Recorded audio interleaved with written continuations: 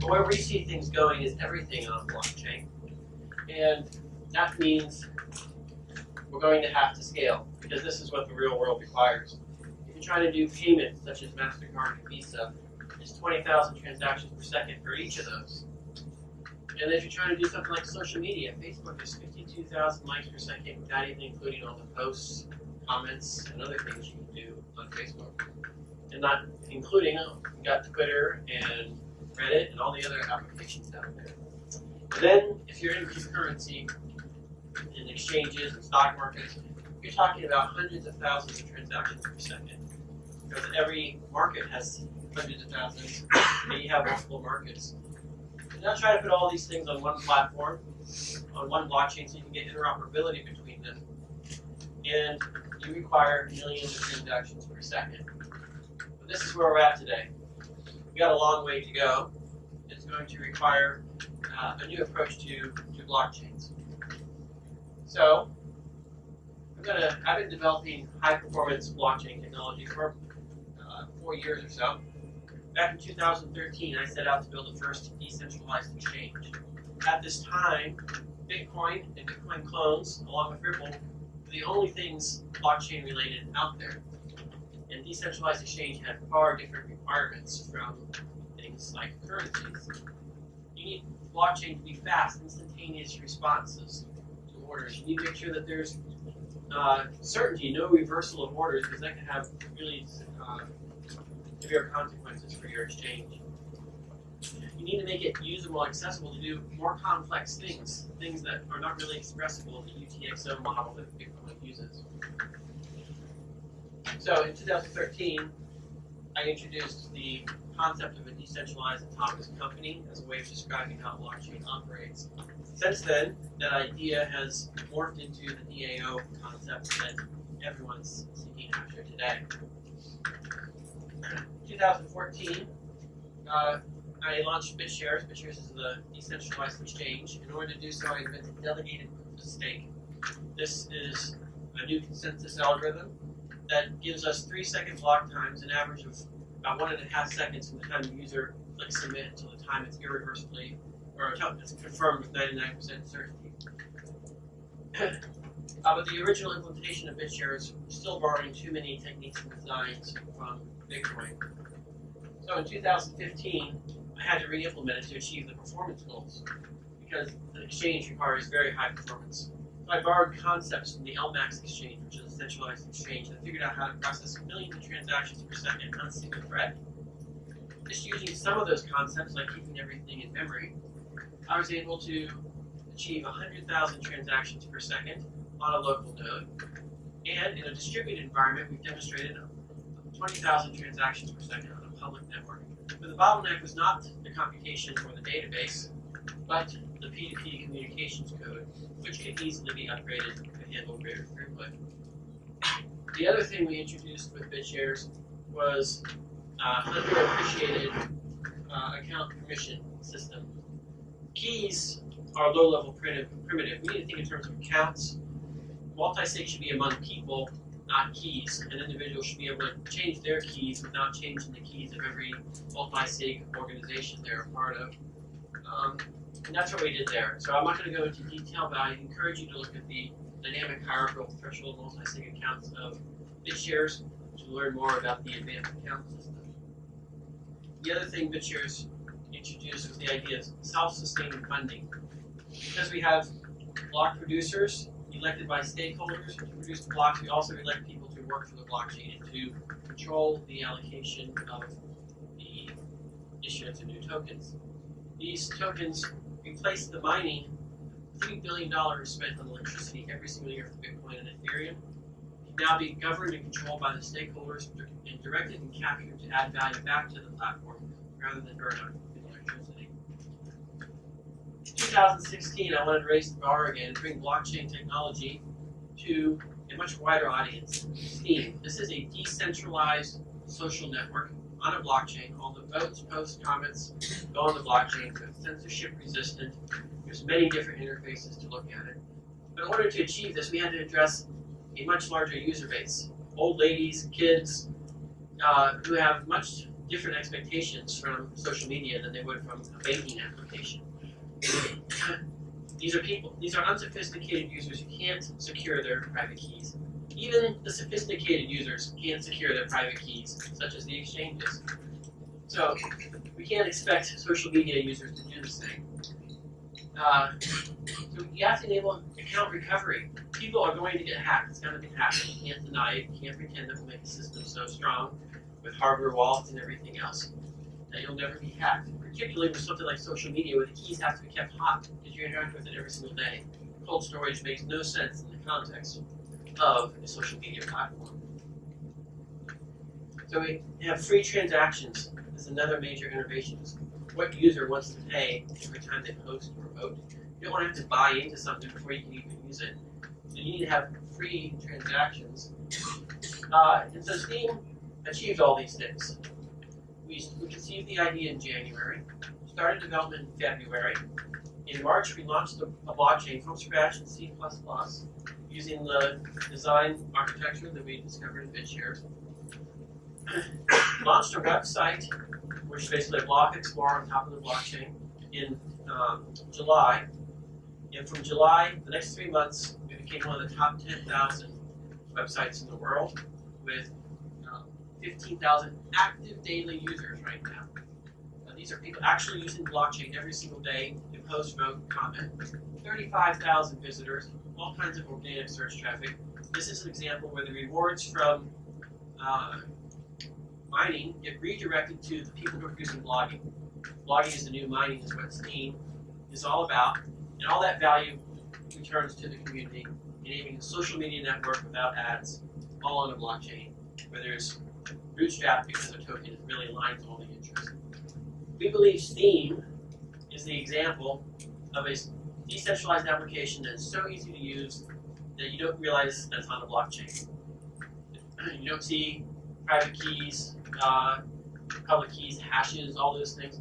It's just seamless. That's the example of what we want to achieve for every particular business that you want to build, whether it's the next Uber, the next Airbnb, or anything like that. Steam is an example of that. So that's what I've been doing for the past 4 years, and this is the unexpected result. This is the market share of actual transactions on the blockchain, actual usage. BitShares and Steam collectively have more transactions processed every single day than Ethereum and Bitcoin combined. So even though they're not at the top of coin market cap, they are the most heavily used blockchains. So this is where we are today. We've got this decentralized world computer. We've got a bunch of people trying to build apps. And every app developer has to redo the same work over and over again. It's missing the operating system. It's missing the account structure, the permission structure, the file system. All the security and communication between applications is what's missing. So when developers try to build an app, they first have to do all this, and it takes too much time, too much experience. Everyone has to rediscover it. And then they're running it on a slow virtual machine. And by the time you're done running the operating system, there's no resources, no gas left over to actually run your application. And that's what we're struggling with today. So, what does the operating system need to enable applications to do? It needs to enable applications that are web applications. Users shouldn't have to download an application in order to start using your platform, because that's a barrier to entry. Phone apps are starting to take off, but web applications are the first line. You need to scale to millions of users. If you don't scale to millions of users, you'll never cover the cost of starting up your business. The cost per transaction will be too high to amortize. It needs to be free for the users of your app, because if the users have to pay every time they visit your web page, every action they take, every time they change their password, vote on something, it's a barrier to entry. They have to pay, they have to go through KYC. You just start losing users, and a lot of apps are just not possible if you have to pay. It needs to be responsive. No different than operating on a server on the other side of the world. Submit your action 1 second later, you've got the response. The applications need to be upgradable. If you can't upgrade your application, then you can't adapt to the market. No business plan or decentralized application survives first contact with the market, so you need to be able to upgrade it. along with a lot of other common sense things you expect out of centralized applications, such as account names, not requiring purchases, account recovery, performance. And the last thing that's underappreciated in this space is bug recovery. We like to pretend that as cryptographers and cryptocurrency developers, we can write bug-free code that can become unstoppable because it's perfect at the right time. But there's an infinite number of ways things can fail, and only one way to do it correctly. So statistically speaking, you're guaranteed to fail.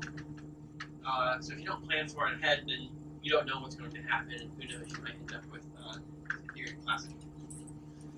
So, EOS introduces the operating system that takes all the commonalities between BitShares and Steam, the account system, authentication, the database, and permissions, intercommunication between systems. It abstracts it, adds parallel processing so we can do horizontal scalability. This is made possible because the contracts and the accounts communicate between each other asynchronously.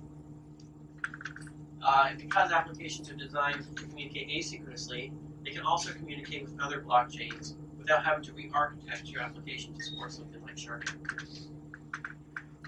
So, EOS is the first blockchain operating system. It offers faster application development because it's designed on the same principles of Steam. When we built Steam, we built the entire stack on its own blockchain. 2 developers, 2 months, less than $250,000. You can focus on just your applications. You don't have to redo all this. You should dramatically reduce costs. Our goal is if you know how to design a web application, you know how to build on EOS. Because you define the schema for your database, you define the handlers for the messages, the forms that your users are submitting, and then you produce the web application. So that's what EOS is providing. I'm going to dig a little bit deeper into how we actually achieve all these impressive claims we're going for. I've already talked about asynchronous communication and parallel execution, but there's several other things that we do to maximize performance. And you have to have really good single-threaded performance before you even attempt to go parallel. So we separate authentication from the action. What I mean by this is that a lot of the logic that you put into your applications, your smart contracts, is just determined, is the user allowed to do this? Do they have a sufficient balance to transfer? All these checks are read-only checks. They're reading the state, making sure all the preconditions are there. After that, read-only operations can be done in parallel because there's no conflict. There's no output. There's no contention. So by separating them, we allow massive parallels. The other thing is only relevant during the time that you're producing the block. Once it's irreversibly included into the blockchain, it's no longer relevant. The fact that it's included means those checks passed. So the action of a transfer, for example, is subtract X from one account, add X to another account. Very simple. That's the only thing you have to do in the long term, which means you don't accrue the computational debt of all past transactions for just the validation and authentication logic. We also keep the cryptographic operations out of the critical path of your business logic, which is critical to performance because cryptographic operations are incredibly expensive. The other thing we do, we publish the source code. Source code is what the developers actually write. It's human-readable instructions for what the computer is going to do. And source code defines the expected behavior, and it can be compiled down into any architecture, whether it's a virtual machine or straight to Intel ARM instructions. By publishing the source code, you enable optimization after the fact, because the execution of the source code, it should be a black box from the perspective of the developer, and particularly from the perspective of consensus. This means we don't have gas. We don't have to meter every instruction that the user takes. Because if you have to count every instruction, now you're doing, every time you increment someone's balance, count an instruction. Subtract someone, count an instruction. You're doing twice the work when you're metering the instructions. And if it's part of consensus, then now you can't change it. So, source code can be optimized for the architecture and be optimized after the fact because it's published in the blockchain. We have a very flexible blockchain because we already have delegated proof of stake for elected block producers. And block producers, by the nature of them being the ones deciding what transactions get included in the block, regardless of what platform you're on, have the ability to freeze accounts. And they can use this ability to freeze smart contracts that go rogue until they can be fixed. So the EAO could be locked until proper patch can be identified. But block producers also have the ability to decide on hard forks. But if you have a dynamic platform, why can't the block producers just sign an update to the code for one smart contract without requiring everyone to agree to a hard fork because of a single application that went rogue?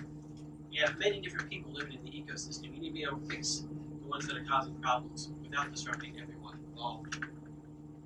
And so the block producers can update the code on contracts that go rogue. Now, ideally, your contract should be having governance where it's updating itself. So this only covers the situation where the contract is broken so badly you can't even fix it yourself. As sort of the last resort, so to speak. We also support multiple virtual machines. Applications are defined by the communication, by the messages that go between them.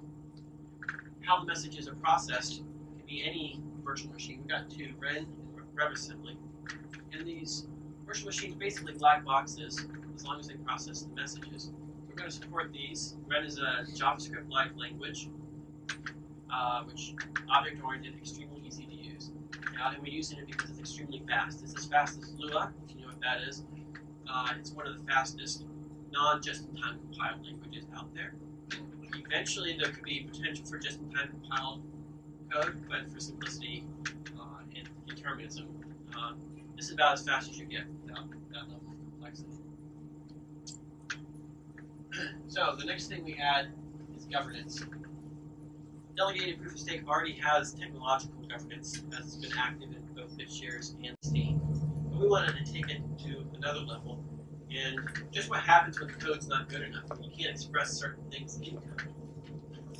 This is where we create a decentralized peer-to-peer terms of service. We call it a constitution. But what it really is a contract with counterparts. Take two users, they both signed it, put the contracts together, they're both bound by that contract to each other. Which means we can establish legally binding agreements between people, determine law, jurisdiction, choice of law, and how things are going to be disputed. That also allows us to define things we all agree on, like not increasing the inflation limit or the general philosophy of when things can change. And the Constitution, just like everything else, needs to be able to adapt with the users. So it's also part of consensus. The source code itself, the canonical version, is also part of consensus. All these things are governed by the block producers, by stake-weighted voting of people who use tokens. And the last thing we're trying to do is we want to make it useful for developers. We really believe that developers need the power to adapt to user requirements instead of making users adapt to the technological limitations of the underlying platform. So some of the things we do to make things easier for developers, everything's self-describing schemas. So you get efficiency of binary from the wire, you can convert it to human-readable JSON. Everything from the database tables to the messages that are being passed around can be accessed with general-purpose tools and reasoned about. And the permission scheme is completely declarative. You can reason about what an application can do without having to understand the code. Because you say, for my account, these users are allowed to post on my social media page. These people are allowed to use my exchange for trading. And my lawyer is allowed to update my will. Those are the types of things that you can do and the level at which you can do it. You can even do things like power of attorney through this. So that's how we try to make it usable for developers. Let's talk about the EOS token, because everyone likes to know about the token when they get you. Under EOS, there are no fees, period. EOS tokens are never paid to block producers from the users. The only block producers are paid entirely from the creation of new tokens. When you own 1% of the network, you have access to up to 1% of the storage, 1% of the computation, and 1% of the bandwidth. Now, if no one's using it, you can consume a slightly larger percentage, but it applies when it's being contested. You can also delegate your bandwidth to other users. So you don't have to give them your EOS tokens. You can just say that when they transact, count the usage toward your account. this means is developers it operates more like Amazon. You buy your servers, you host your application, and then you figure out how to monetize your application. Users don't want to visit your webpage and then pay Amazon because you happen to be hosting your application on Amazon. That gives application developers, smart business developers, the opportunity to come up with innovative business models, offer freemium services, and the like. So that's the delegated bandwidth. If you want to see an example of how that works in practice, this is actually nothing new. Steam's been using it for a year. It's successfully survived denial service attacks, people trying to flood the network. It's a robust, provable model, and it simplifies a lot of calculations for most apps. Block reduction is just delegated proof of stake. Look at the documentation for Steam and BitShares. That's more or less what we're going to be doing here. The last thing we're going to talk about is the network allocation of 5% annual inflation. Bitcoin and Ethereum are spending $3 billion every year on electricity. And Bitcoin's got 4% or higher since its founding, and Ethereum's up about 10% right now. So we pick 5%, it's a nice stable number. And this is the cap, it's enforced by the Constitution and the Code. There's 3 different smart applications for smart businesses that can be elected just like the block producers are elected. And they're allocated a portion of this based upon the total votes they receive. And then they can do 3 different things. They could either destroy it, which basically burns it, ending the inflation ticket to 0%. They could fund a centralized foundation, or, more likely, fund decentralized applications such as Steam or whatnot. Applications that reward people for participating in building the platform.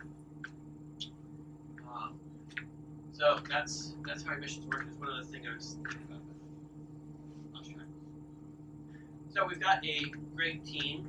I'm bringing the experience and technological experience of BitShares onto Steam, and Brendan and people from Block One, as well as many other partners in the industry, are working with us to make this a great project. It will be completely open source, completely transparent. We'll be releasing the code after this conference, and you can sign up to our mailing list at eos.io for more information about potential distributions. So that's EOS. Questions? Yes. Are there any questions? In the back. Just have a mic.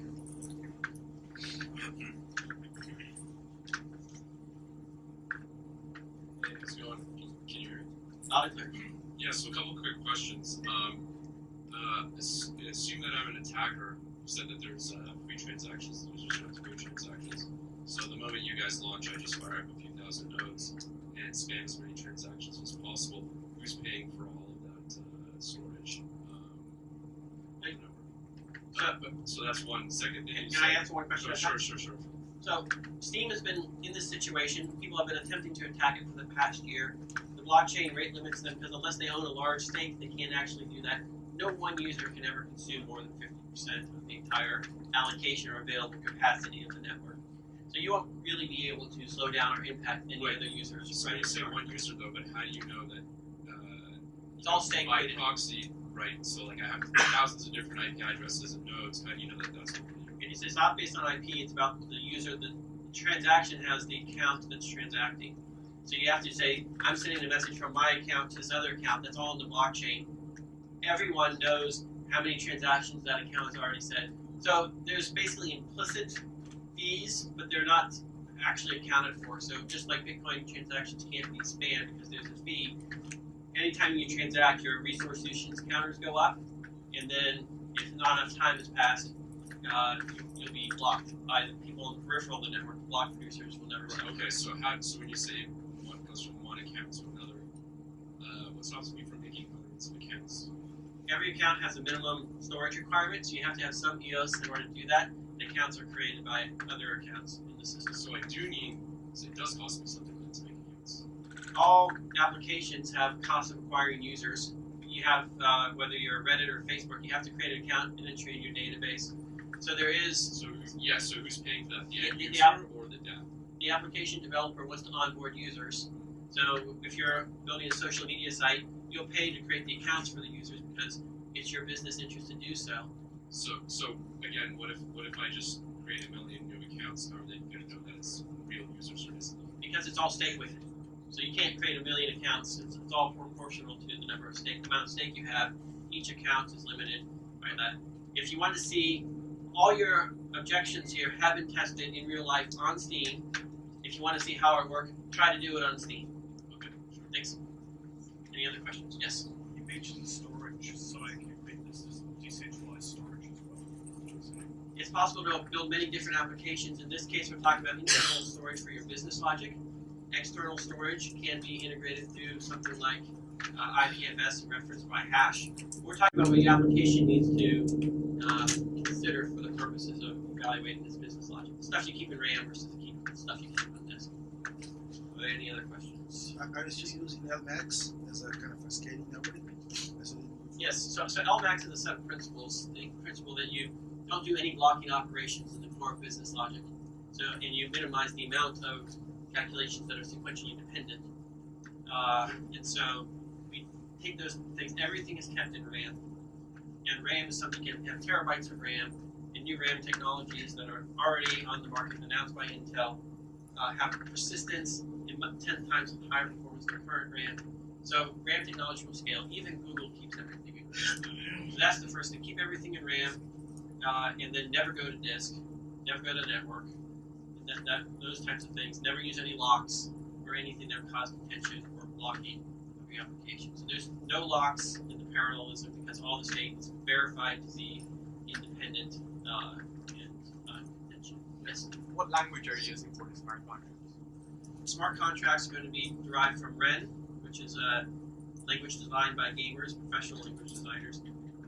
It's a little known language, but it's very small, very easy to integrate, very easy to sandbox. It's like JavaScript. It's as fast as Lua. Will there be any protection for the REN virtual machine against spam attacks, like continue infinite loops? Yes, it is sandboxed. The Ren virtual machine is. We are counting instructions and looking at wall clock time and rejecting things that run for too long, so that won't be a problem. But the mechanism that we use for sandboxing is not part of consensus, and it can change, and therefore can be optimized. And also, once you've run it in the sandbox once, you only have to sandbox it for computation the first time you run it. In the long run, you don't have to do that. Yes? So I have two questions. So first, you mentioned power of authority and wheels. Do you have any identity system in mind? You have the building blocks for identity, named accounts, identities on the relationships between accounts, and people attesting to each other. Any account can attest to stuff about other accounts. What I meant by power of attorney is when you send a message to another contract with a certain authority, that contract can capture that authority and then reuse it to broadcast messages under the captured authority. Basically, do things in your name because you've defined it in the smart contract. These are the terms of the power of attorney. It's more of a smart contract power of attorney versus a legal power of attorney. But because of the Constitution, we do bridges. So you can do debt instruments that have legal binding stuff, because you have the legalese and the contract code can be merged together. Yes? What's the relationship with Bitfinex? Bitfinex is invested in the project and will be listed in the token. Overly, or just some of the traders in? So all of these companies here have been involved and invested in Block 1 as an entity for some period of time. Block 1 is a business that will actually be building enterprise software on top of EOS and other platforms. So it's a related business, and the EOS proposal is being put forth, but the EOS organization and proposal is independent of Block 1. Do you have any ideas about the interoperability between blockchains? Yes. So blockchains, interoperability is a big aspect of this. Designing your applications with interoperability in mind means you have to design for asynchronous communication. So if you design with the idea that synchronous communication, then you're going to have to redesign it for asynchronous. EOS, everything's asynchronous. So from an application's perspective, all you know is that you've received a message from, an authenticated message from someone, and you're going to do something with it. whether it's someone on the same chain or on another chain, is sort of abstracted away from your application. And we actually have the ability to do lightweight proofs of messages. So with Oracle trees, you can prove that a message was generated and validate messages from other clones of EOS or compatible things. And all that can be done outside of the core business logic of your application. So basically, a Oracle proof is just another signature type. You can view the smallest sidechain as an individual account, and all blockchains can be viewed as a sidechain to another chain. Just like you have Bank of America and Citi, they can have accounts with each other. Each of those accounts can have multi-sig with the employees. And the employees are contractually obligated to follow the rules of their respective banks regarding usage of that account. But it's possible to validate messages between side chains. If you have a web of trust between the block producers on one chain and the validators, the people who process the full nodes on the other chains, to identify unauthorized, properly signed but unauthorized transactions. And that allows you to make everything a side chain to everything else in general collaboration between blockchains, both public and private chains.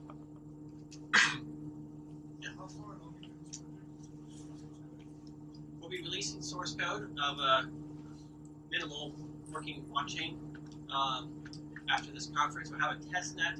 We can start developing applications this summer, and then we'll release it when testing is successful. How do you avoid double spending and assets or rules and global mobility on the technical problem? So delegated proof of stake works on the concept of it's delegated proof of stake, which is proof of stake but based on voting for the block producers. The block producers can be thought of as a centralized server that then moves continents every 3 seconds. So one person is aggregating all the message for this 3-second window. They produce a block, and then the next person produces a block exactly at the next 3 seconds. So it's almost like it's centralized for the production of one block. There's no competition among the producers while they're producing blocks. The competition is in getting the votes. So they cooperate to produce things in a randomized schedule. It's similar to Casper transfer. Not similar to Casper in the shards, because with the sharding, everything's work proofs, everything's independent blockchains. In this case, it's one blockchain where a block is going to be in a list of transactions. It's a matrix of transactions. These are all the threads, and these are all the transactions in those threads. And so you don't have to worry about shards or doing proofs among shards or have independent block producers per shard. They all share the same block producers. The block producers here are designed with the philosophy they should be running big data centers with fiber optic connections between them, because this is for commercial scale applications of real businesses. Yes? How big can you imagine the blocks? Well, if you're doing a million transactions per second, that's a megabyte per byte of a transaction. So we're talking about hundreds of megabytes every 3 seconds for a million transactions a second. So it's pretty intensive at that scale. But of course, this scales down nicely to the scale of Steam and BitShares, which operate on any home internet connection. Yes? You mentioned 5% inflation goes to the top 3 smart contracts to a vote. Yes. Can you be a little more specific? I'm wondering if I can stop someone from just simple attacking that and taking lots of big accounts. It's not per account, it's per stake. So just like you can't create new currency. Okay, so the EOS stakeholders vote for the top 3. Yes. Okay, so And it's approval voting, so the largest stakeholder can't just vote for themselves. You have to have everyone sort of agree and reach a consensus. But any one person alone is not going to be in the top 3. So what'll probably happen is a coalition will come together and say, let's try and get 51% on our coalition to vote for 3 fake smart contracts, and then Paracel's 5% for 3. There's also a constitution involved here about expected behavior of the users. The constitution basically says that users agree not to vote for things that do not benefit the entire community. Is the code going to stop them from doing You that? can't do everything in code because some things are subjective and some things are outside. So who controls the constitution to prevent that from happening? Is that a centralized authority? Constitution is something that is also voted on through the producers and the stakeholders over time, but it's approval voting. It's very hard to get 51% of this. You can look at how Steam and BitShares have been resolving these things for the past several years. So, any other questions? Yes? Following my previous question, and how many nodes, when you're in production and when everything goes well, how many nodes do you imagine?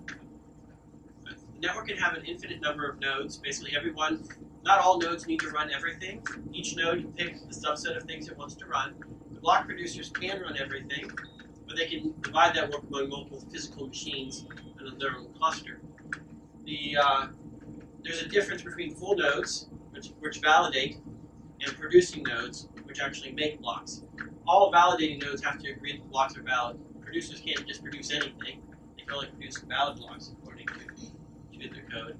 So we have, under delegated proof of stake, we've got 20 people that are paid every round, which is every minute, and then one person, which is sort of the runner-up, and that's time-shared among everyone else who wants to be a producer proportional to the amount of votes they receive. So think of it as your hash power, your mining power is proportional to the votes you receive for your block producing slot. And that means that on Steam, for example, there's about 50 producers who produce periodically and 20 produce frequently. That gives you a lot, but yes? So, how long do you think it will take for very large blocks to propagate through all these large number of nodes? Block producers will set the block size limits and the bandwidth capacity based upon their actual available ability to network. Block producers should be in data centers with fiber optic connections to each other when this thing is processing millions of transactions per second.